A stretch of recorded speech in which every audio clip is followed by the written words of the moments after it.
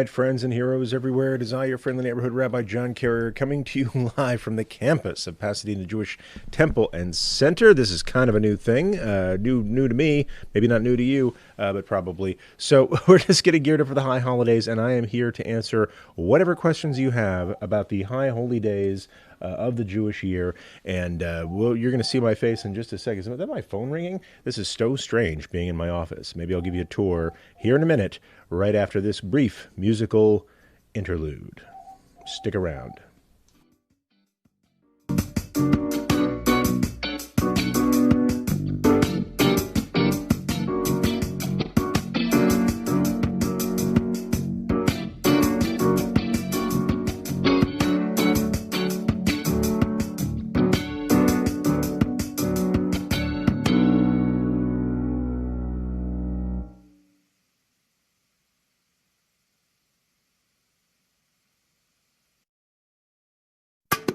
Alrighty, gang, this is kind of a new look. Let's see, got some different bookshelves right here. Hi, this is your friendly neighborhood Rabbi John Carriers. Senator here. Great fluorescent lighting. This is a little bit weird. Hold on. Let me turn the music down so we could hear myself think. So it's really delightful to join you today. It is I, your friendly neighborhood Rabbi John Carrier, coming to you live from the campus of Pasadena Jewish Temple and Center. And by campus, I mean my office.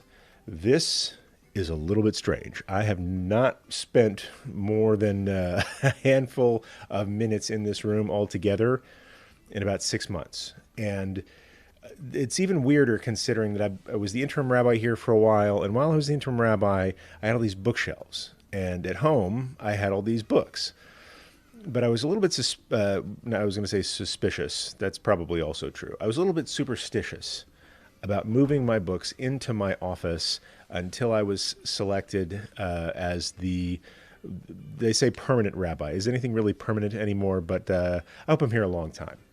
Anyway, I was in this office for about a year or so, thinking about moving my books in, but I wanted to hold off. I didn't want to jinx it because I really like this place, and I was hoping that they would hire me on a more stable basis. And I thought, I'm going to wait until that happens, and then I'm going to move my books into my bookshelf. That's going to be my thing, right? That's going to be, when you move to a new house and some people bring like a bottle of wine or a bag of salt or something like that.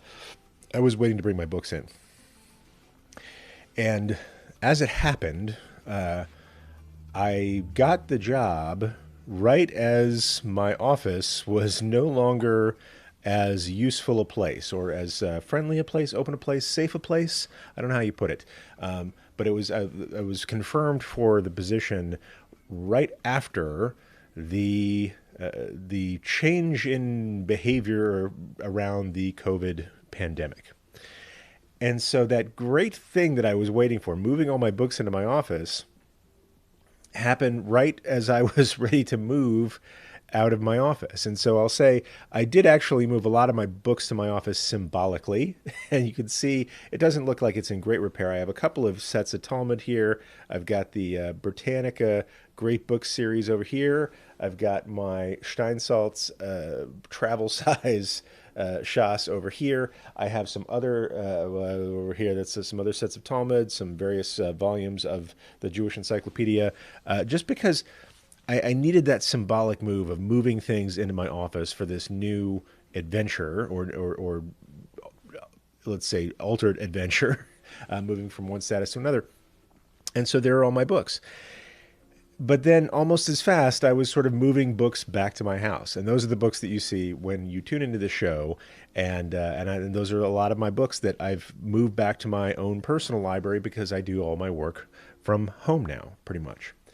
So I just thought, I want to give you a tour. I kind of don't. Let me move my camera a little bit. Just because the place looks a little bit like the bomb went off. So my desk looks that way. Everything else looks pretty nice. There's my diplomas. There's my office jacket for when you never know when you might need a jacket and a tie hanging up there. I got a nice Seder plate and my shofar. It's handy this time of year. Over there, a Seder plate was given to me by some students of mine as a thank you gift. There's a door. There's another great gift that some students gave me one time that's called a mizrach. And you hang that on the east wall of a place, so you know which direction to pray in. One of the first gifts I ever got as a rabbi. And then there's another bookshelf over there, and some chairs, and a little couch for sleeping on between services.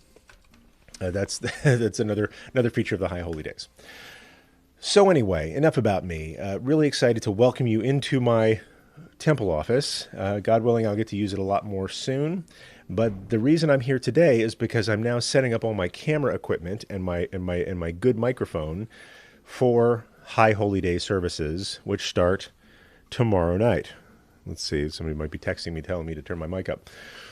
So that's what's up. We're getting ready to celebrate Rosh Hashanah here at Pasadena Jewish Temple and Center. And, you know, there's a lot of different synagogues doing a lot of different things right now. Some have pre-recorded their entire service, and they're just going to sort of press play or let people have access to it before the holidays. Some synagogues are doing the whole thing live in a very different fashion. I know of one synagogue that is, let's see, I'm getting some judgment here on my library arrangement. I'll deal with that in a second, but that's okay. I know you do it out of love. There's some synagogues that are having live services, but they're doing it outdoors and on sort of a rotation basis, meaning they're doing the entire Rosh Hashanah service live, say, except families are being kind of rotated in, for like 20 minutes at a time. So they're the synagogue is doing the entire service, which can be a long service. I'm not gonna sugarcoat it for you. In this sweet new year, ha ha ha. But imagine an entire service where families kind of came in shifts, right? So just 20 minutes at a time, and so that's how they're doing it. That's how they're serving their membership, and that's cool. What we've decided to do is live stream our services, and so Cantor Ruth and I and some of our davening team are going to be here, situated in a way. You'll see it. You have to tune in to see it, and I'll tell you how to do that in a minute. Setting things up in a way that we're safe, but we really wanted to do it live, right? That was important to us so that we could be present with you in the moment on the holiday. And so that's the decision that we made. I'll tell you I shared a link last week if you wanted to register for services. If you want to look up on last week's video, the link that I shared there, that's fine. And if you don't know where you're going to go, if you haven't decided yet, I'll just say that all of our services for Rosh Hashanah and Yom Kippur are going to be live streamed on our PJTC Facebook page. Look for Pasadena Jewish Temple and Center. And if you prefer YouTube, our Pasadena Jewish Temple and Center YouTube page. All of our services are going to be live streamed in those formats. For members and for people who registered early, you can join us on Zoom. Like if you like seeing other people's face and have other people see your face, that's cool. You can join us on Zoom. We know a lot of people are going to just want to join us on live stream. Maybe you don't want to, do your face that day. maybe it works better on YouTube, for example, setting it up on your TV. I know a lot of people have used their TVs, their smart TVs, that you can get apps like the Facebook app and the YouTube app on your TV, and instead of watching services on your teeny tiny little screen, you can watch services on your 70-inch Super Bowl TV. That's a possibility as well. And so I brought all my gear in, to the gear that I normally do the show with. I brought all that gear in so we could have the optimal audiovisual experience for our High Holy Days services.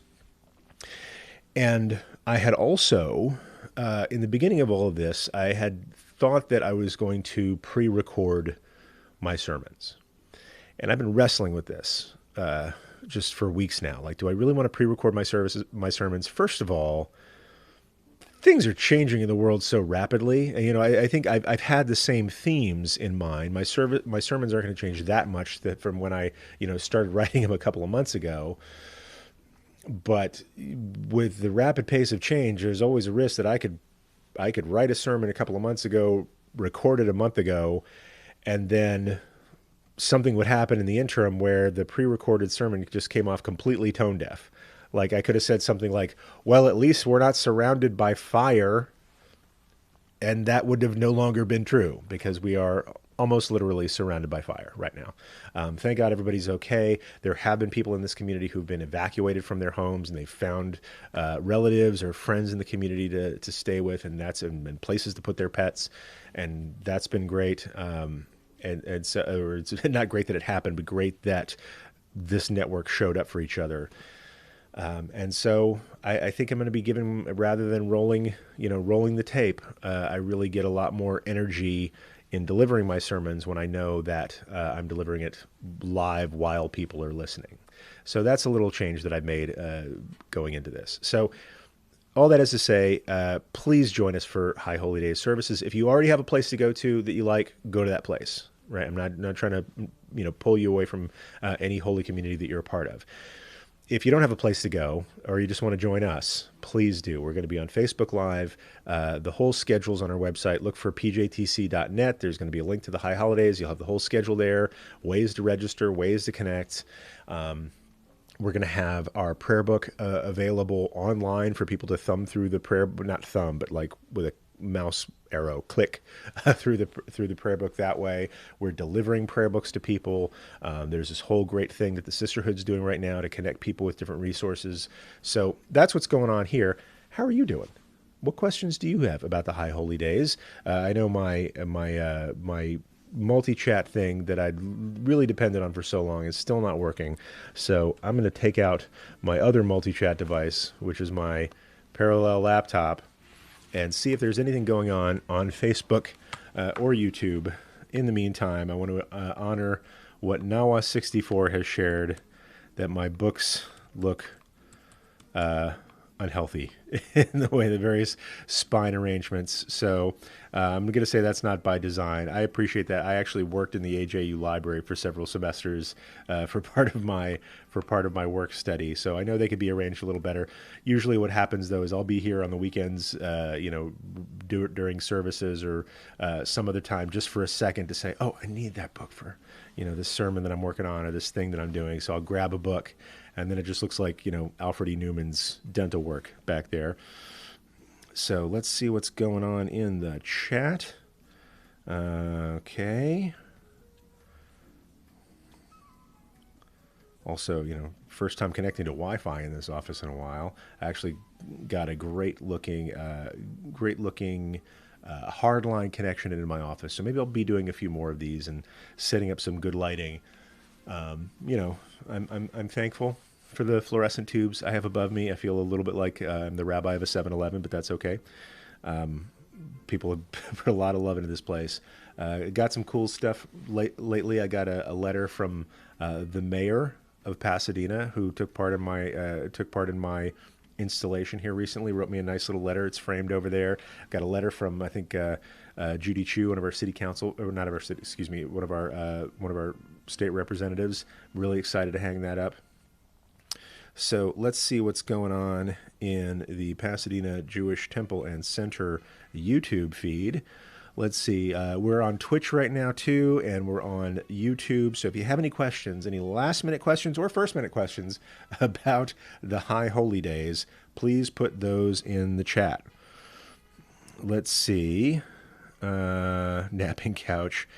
Let's see. Trig Bell. When we are called to read, is there a tone we should be aware of? I would say use a solemn tone when you're reading. I'm not quite sure. We got Trig Bell in the house here saying Lashana Tova, has admired my napping couch over here. I say there is no. It's a pretty sweet gig being a rabbi. I actually enjoy it quite a bit. As I always say, it beats working for a living, and it's one of my favorite things to do. As long as I've been a rabbi at a synagogue, I've had a couch in that office, usually put there by donors, not my couch.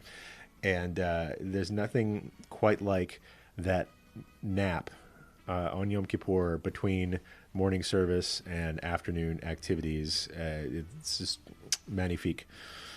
Let's see. So Trig Bell is asking, when we're called to read, is there a tone we should be aware of? So I'll say in this, I don't know where you're joining. If you're joining us at PJTC, where are all of our calling up to read or all of our honors, all of our aliyot, saying the blessings before Torah readings are going to be have been pre-recorded.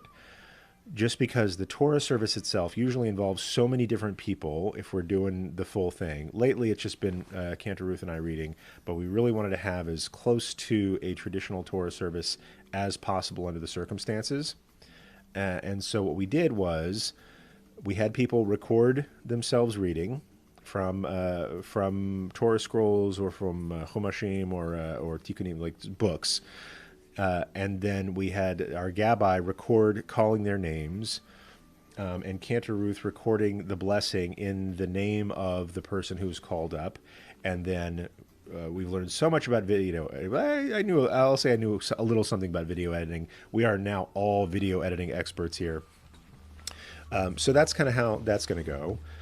So there's no special tone that I'm aware of. Katsy Dixon on Facebook says, will PJTC send out a copy of the Tashlich prayer?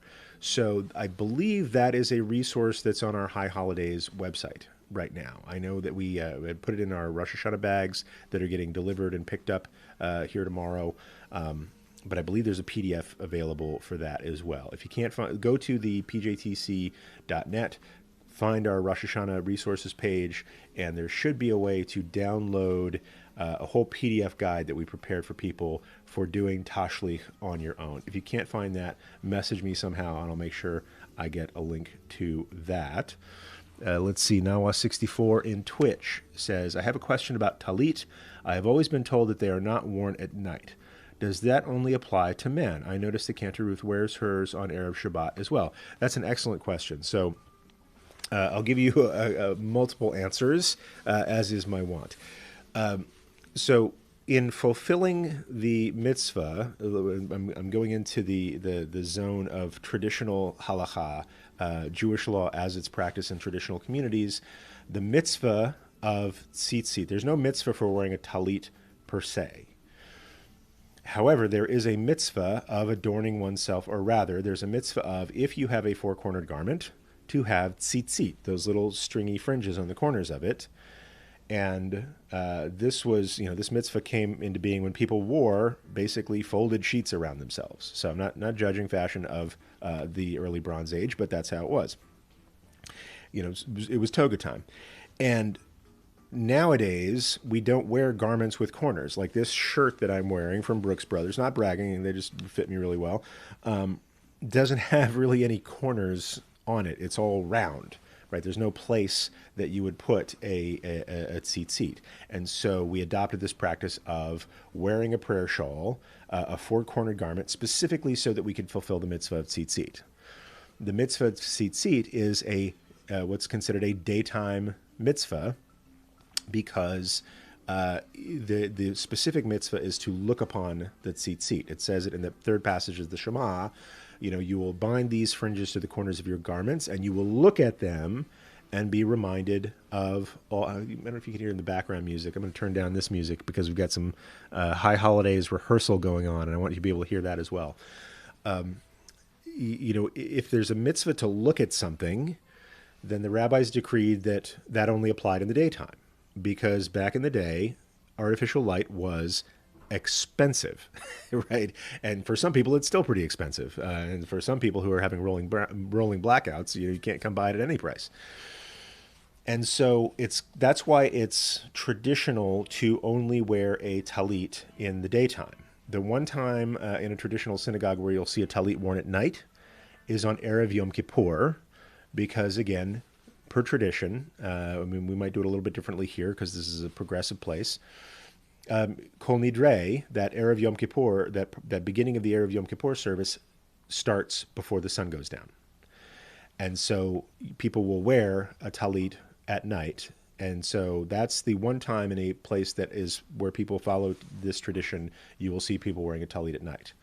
That said, for many, many years, in many, many synagogues, it's been customary for whoever, the shaliach tzibor, that is the emissary of the public, whoever is leading prayers, to wear a tallit. Whether it's morning, night, man, woman, you name it, that's them. That's a vestment. It's saying I'm the person who is saying these prayers on your behalf. So if you hear me say something out loud and you say amen to that blessing, it's as if you've said the blessing. That's the role of the shaliach tzibor, to guide others and facilitate others' prayer. And it's been customary in Jewish synagogues for, I don't know how many other synagogues there are besides Jewish ones. It's been customary in Jewish prayer spaces for the leader of prayer to wear a talit. My own practice is that, especially because for the most part I'm not serving as a shaliach tzibor. Let's see, am I losing battery here? Great. For the most part, Cantor Ruth is playing the role of shaliach tzibor, and it's her practice to wear a talit when she's doing that. So that's what she does. When I'm here for evening services, I do not wear one. However, let's see, Noah 64 is asking about talit katan, not worn in the evening.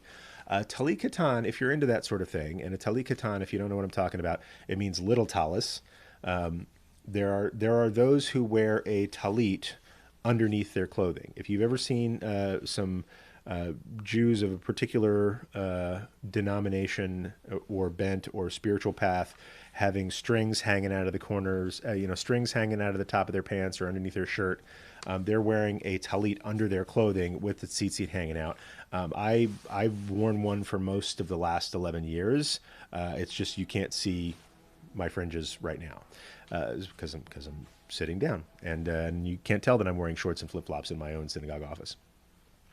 So anyway, a talit katan, that's something that is often, people will wear it at night. Just because you don't wear the talit gadol traditionally as a part of the prayer service at the nighttime, for those who wear a talit katan, they usually wear them anytime they're awake and not, swimming, right? That's sort of my practice. And this is to be a reminder for you at all times. So these are a couple of different complicated mitzvot. I hope I've answered some of your questions about that. People who wear a talit katan will wear it pretty much all day unless they're doing something where the tzitzit would get shmushed up, like swimming or going to the gym. I've been at gyms where they had traditional Jews at the gym, especially the LA Fitness at Pico Robertson. It's like the de facto Jewish community center there. And I've seen people wearing kippot at the gym. I don't know that I've seen people wear talit katan at the gym, but I'm sure there are those who do. So that's a great question about talit. Most of the time, if you're just at a synagogue praying, and I say it's actually a pretty awesome thing to do. Talitot are worn in the daytime, but it's also very common to see somebody who's leading prayer to be wearing one regardless of the time, and that's Cantor Ruth's practice. Not as much mine, but I'll probably be wearing one. I'll be wearing one not on Erev Rosh Hashanah, but I will have my. Oh, I left it in the car. I was going to show off my kittel. You'll have to watch services to see my kittel. That's a white, traditional white robe that people wear when leading holiday services. So Nawa 64. So do you take off the talit gadol? Do you take the talit gadol off before blessing bread and wine? Not necessarily. It's so often if I'm there for Kiddush, you might see people taking off their talis at the end of services before Kiddush happens. If I'm wearing my talit while I'm helping to lead morning services, because I'm just wearing that for the sake of my own prayer, I'll usually still be wearing it at Kiddush time. So it's not required. So I'm just going to go to we got a great question here from Jennifer Gamboa on Facebook Live. Hope it's okay I use your name because you're posting to a public page. Jennifer says, on Rosh Hashanah, do we sprinkle salt on challah or sugar? That's a really good question. So there is a custom of sprinkling salt on challah for when you're making Kiddush. This isn't universally practiced. It's not like a law that every single Jew who eats challah follows, but it is very common. And in some places I've seen it done. In some places I haven't seen it done, and nobody misses it. One of my favorite places is in Mishkan Tefillah. When I was an intern there, this is a synagogue in Venice. My mentor, Rabbi Dan Shevitz, who was there before he retired, and he would actually use the salt shaker as kind of like a gavel to get people's attention, because everybody goes down for Kiddush and you start gossiping right away before there's any wine or food, and it's kind of a balagan in there. And so he'll take the salt shaker and go bang, bang, bang on the table, and that's how he gets everybody's attention. If you don't have salt, you can't do that. So the origin of this custom is that the halot are there in some sense representing the sacrifices that had been done at the temple. Challah has plenty of different symbols to it. You know, we have two halot that represent the double portion of man that came on Fridays, so that we didn't have to gather food on Shabbat. Some people think that the two halot are for Shamor and Zachor, the two mitzvahs that are listed in the Ten Commandments in their two different iterations. But there is a connection of challah to the sacrifices, because challah, the name, comes from a little piece of dough that was set aside for the sake of the priests who would be doing the sacrifices. And so the salt on the challah is connected to how the priests would salt the meat when it was being sacrificed. There are also those who say that it's so that that blessing could encompass two things instead of just one. You have the challah and the salt, two different sort of species, if you will. So if it's your practice to put if it's your practice to put salt on challah, let's say when making motzi on Shabbat, then it's I haven't seen people put sugar on it. More to the point, people might salt it as they're making the motzi, but then the challah is dipped in honey, right? For the sweetness is usually accomplished by honey. If you don't have any honey and you want to use salt, that's fine too. A little salt and sugar tastes pretty good together. Ask anybody who makes cookies. So I wouldn't necessarily put sugar instead of salt, because I think salt actually helps with the whole sweetness. But maybe you salt it and then you put sugar as well, or maybe you salt it and then you dip it in honey, and that sounds fantastic to me. It's like a salted caramel made by bees, if you will. So great questions, everybody. In just a second, I'm going to dial out of here to, let's see, great questions that to before that I got thrown. Nawa64 asked another question. I know you aren't really supposed to eat in it, right? I assume you're meaning the talit gadol. You can eat can you eat in a talit? You can eat while you're wearing a talit. The reason we don't wear, some people will wear a talit all through Shabbat so that they don't have to carry it, let's say, if they're really careful about not carrying. You can eat in it.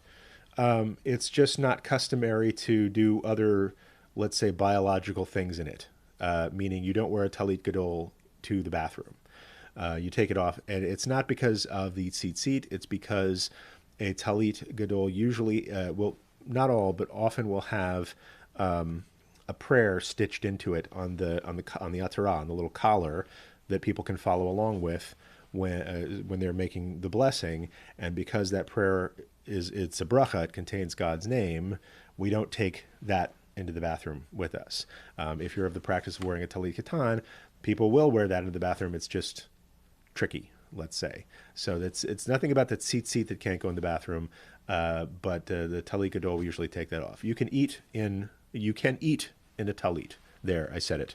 So it's good to see Speaker AJ's in the house saying Shana Tova. It's good to have you here, Speaker AJ.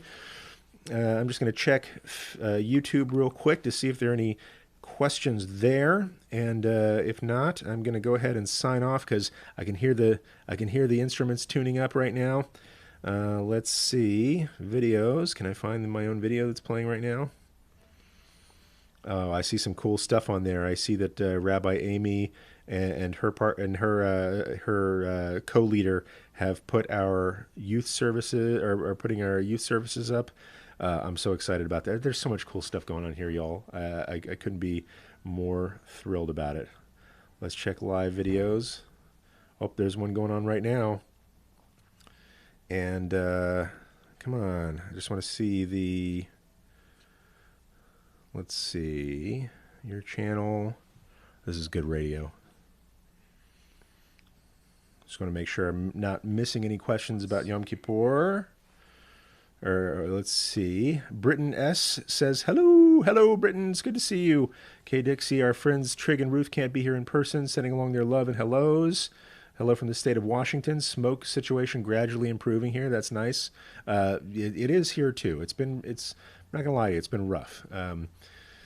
As of this past weekend, we were thinking about, since then we've been contingency planning, frankly, because the synagogue itself is in the, let's say, evacuation warning area, meaning we are not under order to evacuate, but we're in the sort of standby situation. We've got a plan in place for moving our Torah scrolls and human beings who work here and hard drives and things like that in case the fire gets too close.